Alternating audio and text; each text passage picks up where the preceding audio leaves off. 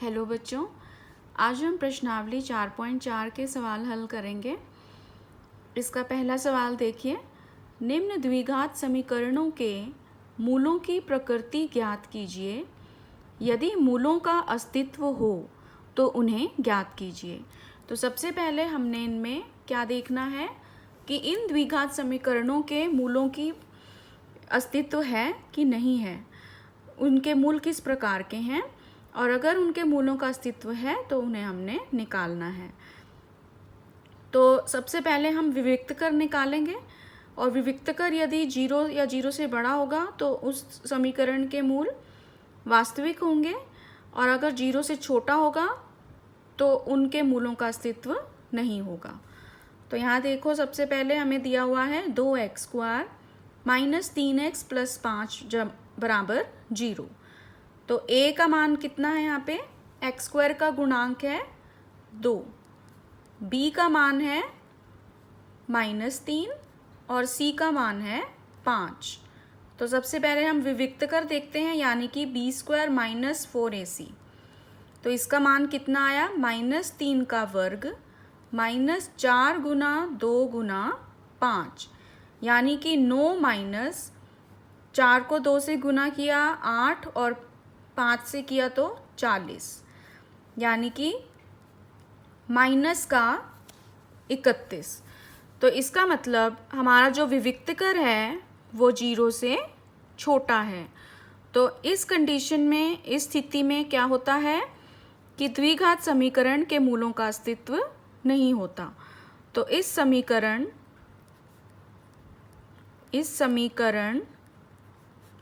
के मूलों का अस्तित्व नहीं है, क्योंकि विविक्तकर का मान हमारा 0 से छोटा आया। अब इसका दूसरा भाग देखिए। 3x² - 4 वर्गमूल 3x + 4 बराबर 0।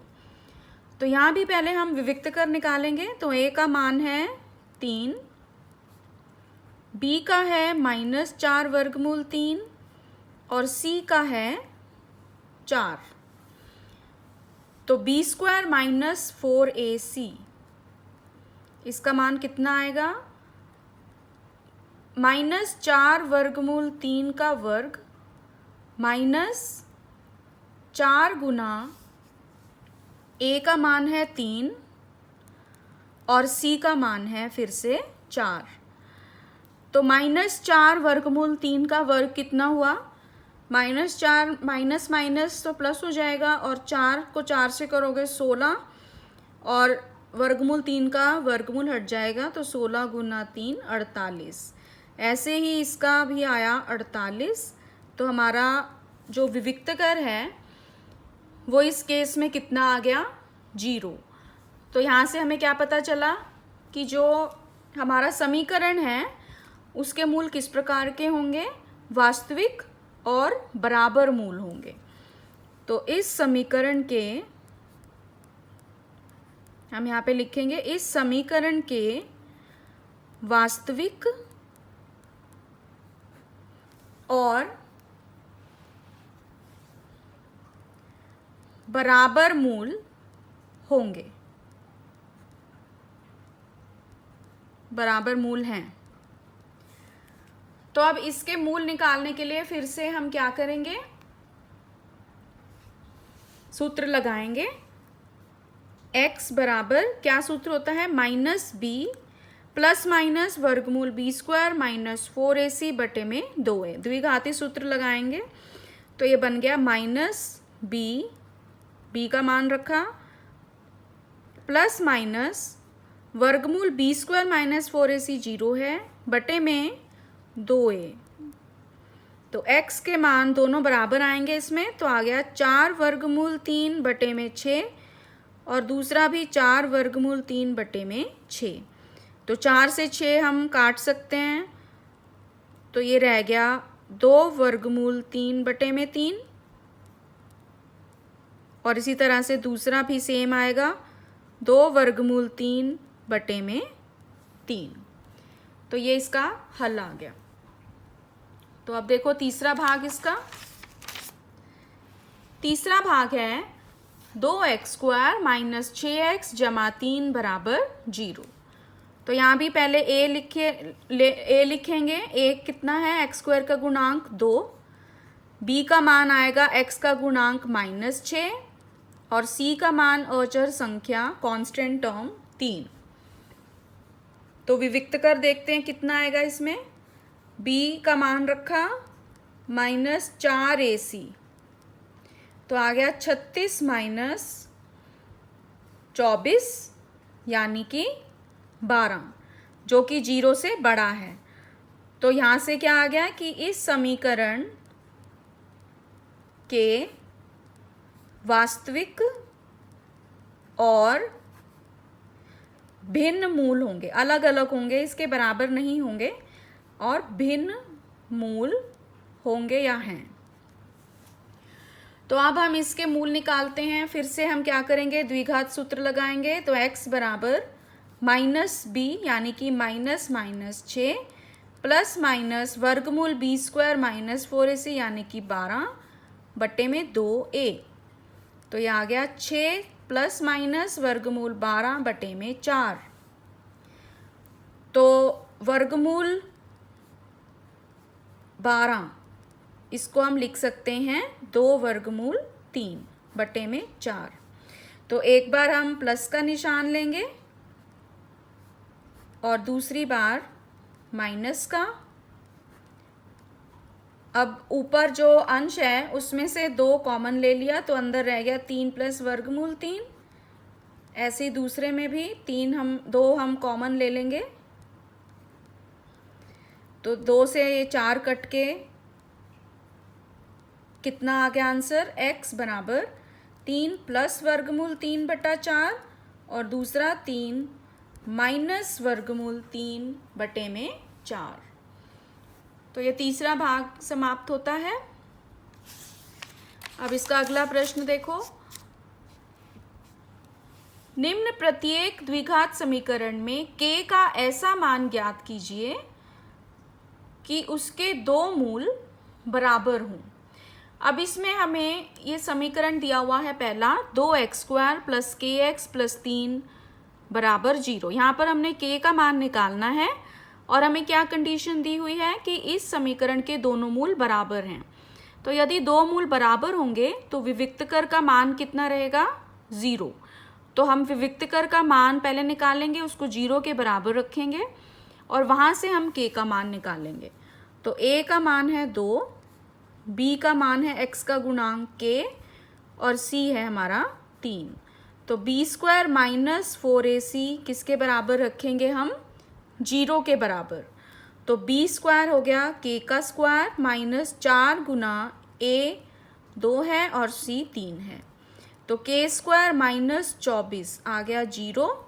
तो यहाँ से k² का मान आ गया 24। तो k का मान आ गया प्लस माइनस वर्गमूल 24। 24 को हम इसके गुणनखंड कर सकते हैं, तो वो आएगा 4 गुना 6, 4 का 1 2 बाहर आ गया, तो हम इसको लिख सकते हैं प्लस माइनस 2 वर्गमूल 6। तो k के 2 मान आ गए, या तो 2 वर्गमूल 6 या माइनस 2 वर्गमूल 6। तो ये इसका उत्तर आ गया। अब इसी तरह से दूसरा भाग देखते हैं।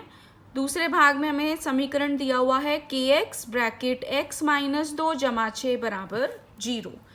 तो पहले हम इसको ब्रैकेट को खोल लेंगे। तो kx² माइनस 2kx जमा 6 बराबर 0।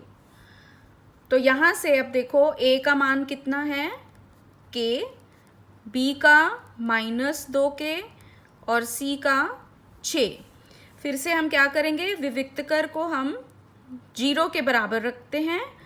तो b का मान हमने रखा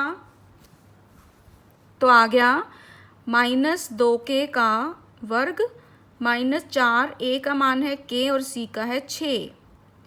तो यहाँ से हमारे पास क्या समीकरण आ गया? 4k² माइनस 24k बराबर 0।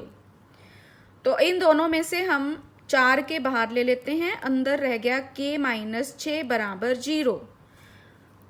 तो हमारे पास दो वैल्यूज़ आ गई k की।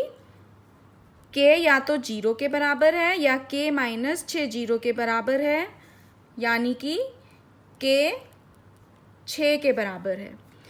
तो अब k अगर हम 0 रखें इस समीकरण में तो ये समीकरण संतुष्ट नहीं होता, तो हम k को 0 नहीं लेंगे, तो k का मान कितना आ गया 6।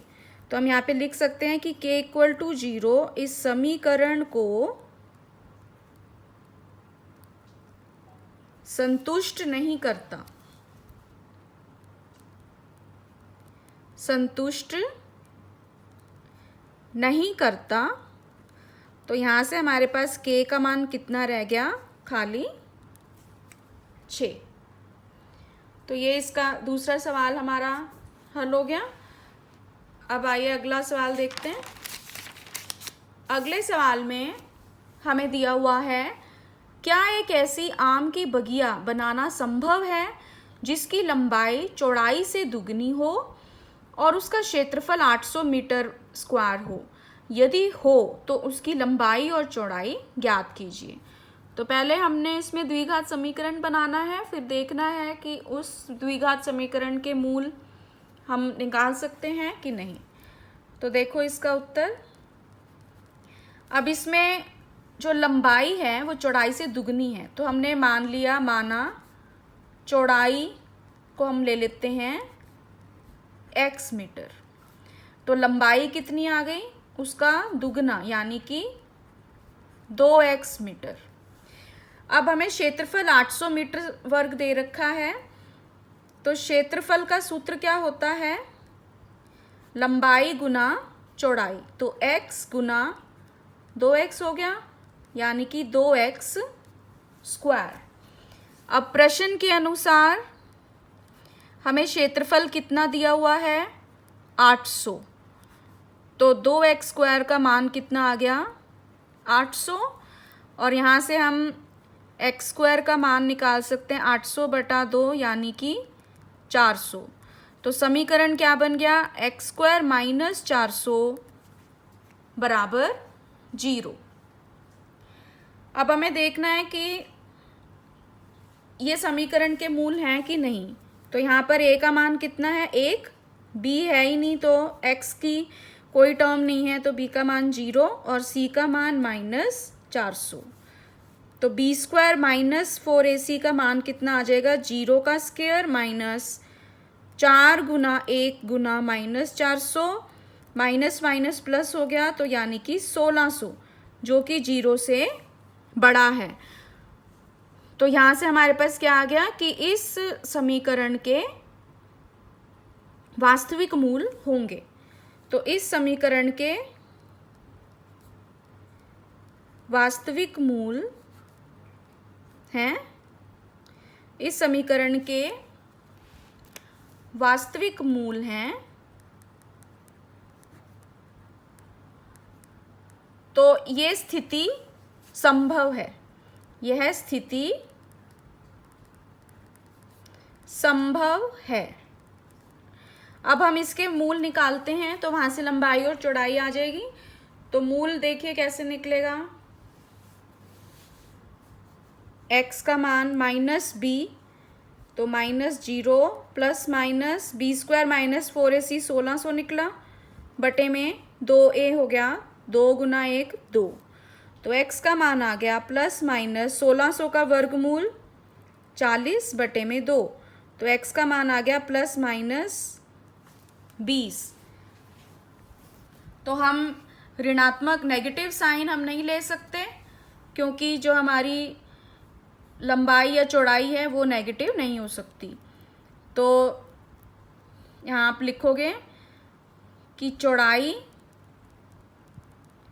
ऋणात्मक नहीं हो सकती,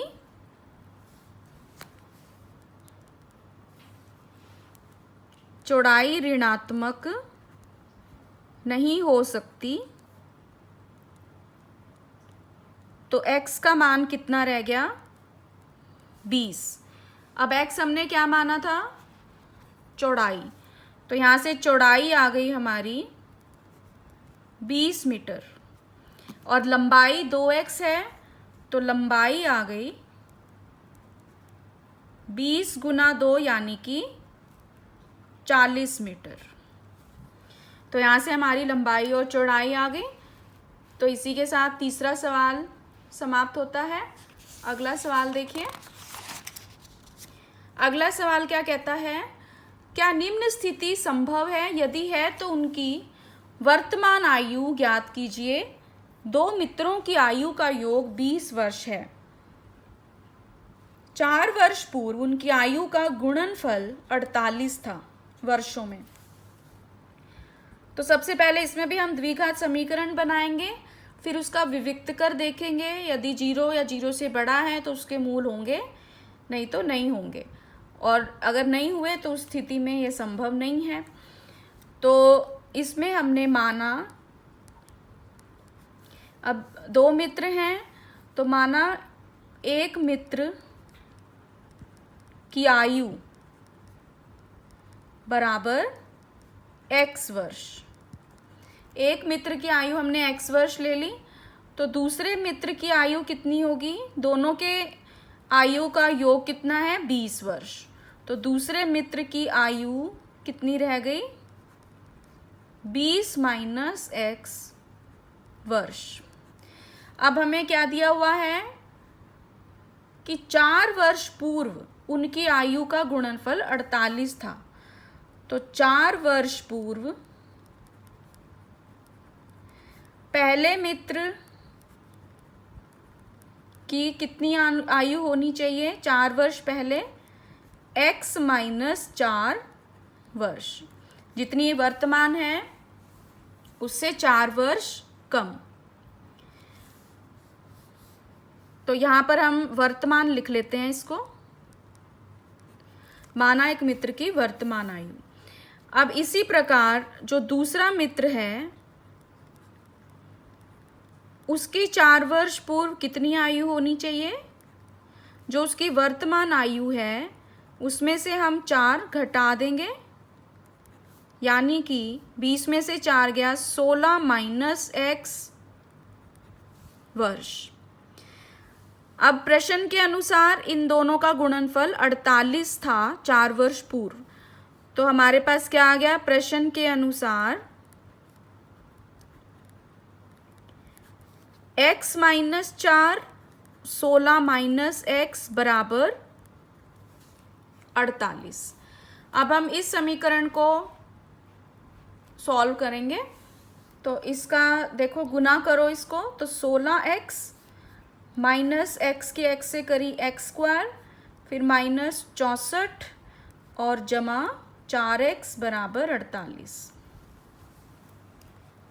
तो इसको हम लिख सकते हैं माइनस एक्स स्क्वायर 16 और 4 जमा 20x माइनस 64, और इस 48 को भी हम दूसरी ओर ले आए तो ये आ गया माइनस एक्स स्क्वायर जमा 20x माइनस 112 बराबर 0। तो सबके निशान दोनों ओर बदलने पे हमारे पास आ जाएगा एक्स स्क्वायर माइनस 20x जमा 112 बराबर 0। तो ये द्विघात समीकरण आ गया। अब हम इसका विविक्त कर देखते हैं, वहाँ से हमें पता लगेगा इसके मूल निकल सकते हैं कि नहीं। तो a का मान है 1, b का मान है माइनस 20 और c का मान है 112।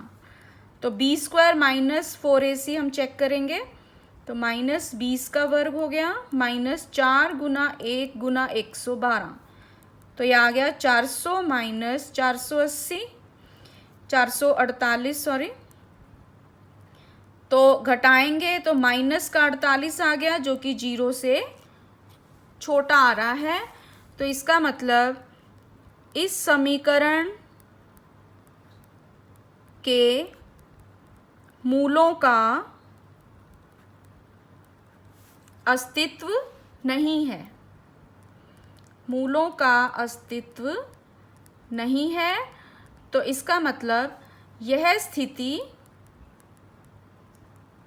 संभव नहीं है, यह स्थिति हमारी संभव नहीं हो सकती। तो इसलिए हम कह सकते हैं कि इन इस समीकरणों के मूलों का अस्तित्व नहीं है, इसलिए यह स्थिति संभव नहीं है। तो ये चौथा सवाल था। आगे देखो, पांचवा सवाल देखो इसका। क्या परिमाप 80 मीटर तथा क्षेत्रफल 400 मीटर स्क्वायर के एक पार्क को बनाना संभव है? यदि है तो उसकी लंबाई और चौड़ाई ज्ञात कीजिए। तो इसमें भी पहले हम एक द्विघात समीकरण बनाएंगे दी हुई शर्त के अनुसार, और फिर हम चेक करेंगे यदि उसके मूल होंगे तो स्थिति ये संभव है, वरना नहीं है। तो अब देखो, इसमें हमने अब परिमाप हमें दे रखा है 80 मीटर, क्षेत्रफल 400 मीटर स्क्वायर। तो हमने माना लंबाई बराबर x मीटर और चौड़ाई बराबर y मीटर। अब हमें परिमाप दिया हुआ है 80 मीटर, तो परिमाप का क्या सूत्र होता है? 2 गुना लंबाई जमा चौड़ाई, और वो किसके बराबर दिया हुआ है हमें? 80 के। तो यहाँ से x प्लस वाई का मान कितना आ गया? 80/2 यानी कि 40। तो x प्लस वाई का मान कितना आ गया? 40। तो यहाँ से हम y का मान निकाल लेते हैं, 40 माइनस x। ये पहला समीकरण लिख लिया इसको। अब दूसरी शर्त है, क्षेत्रफल है 400 मीटर स्क्वायर। तो क्षेत्रफल का सूत्र क्या होता है? लंबाई गुना चौड़ाई। तो xy है, लंबाई गुना चौड़ाई, ये किसके बराबर है? 400 के। अब y का मान हम पहले समीकरण से रख देंगे, तो पहले से x गुना 40 माइनस x, इसका मान कितना आ गया? 400। तो इसको अब हम सॉल्व करते हैं, तो ये आ गया 40x माइनस एक्स स्क्वायर, और इस 400 को भी हम दूसरी ओर ले जाते हैं बराबर 0। अब दोनों ओर साइन हम बदल दें तो हमारे पास समीकरण क्या बन जाएगा? x का स्क्वायर माइनस 40x जमा 400 बराबर 0। तो ये समीकरण आ गया हमारे पास। अब हम चेक करेंगे कि इसके मूल किस प्रकार के हैं। तो यहाँ पर a का मान है 1, b का मान है -40 और c का मान है 400। तो b square minus 4ac check करेंगे कितना आएगा? -40 का वर्ग माइनस 4 गुना a गुना 400। तो यह आ गया 1600 माइनस 1600 यानी कि 0। तो यहाँ से हमें क्या पता लगा कि विविक्तकर 0 है।